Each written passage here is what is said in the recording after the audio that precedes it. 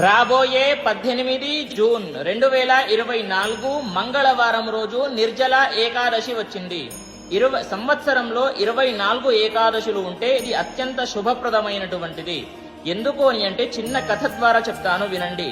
భీముడికి తినడం అంటే చాలా ఇష్టం. అయితే అతనికి ఒక రోజు ఉపవాసం చేయమంటే అతనికి వీలు కాదు, నేను చేయను అని అంటాడు.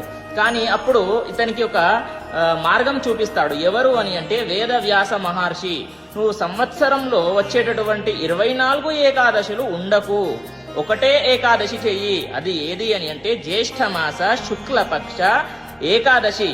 దీన్ని నిర్జల ఏకాదశి అంటారు. ఈ ఒక్క ఏకాదశి చెయ్యి, నీకు సంవత్సరంలో ఎన్ని అయితే ఏకాదశులు వస్తాయో అవన్నీ ఉన్నంత ఫలితం వస్తుంది అని చెప్పేసి చెబుతాడు.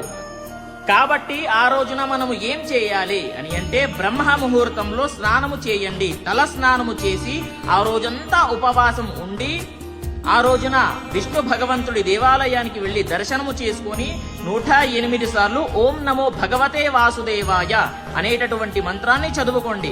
మరియు ఏకాదశి వ్రతము ఎప్పుడు వదలాలి అని అంటే మర్నాడు 19వ తారీఖు నాడు సూర్యోదయం కంటే ముందే తలస్నానము చేసి ఏకాదశి వ్రత పారాయణము చేస్తే అయిపోతుంది. స్వస్తి అందరికీ తెలియజేయండి. స్వస్తి సర్వే జనాః సుఖినో భవంతు.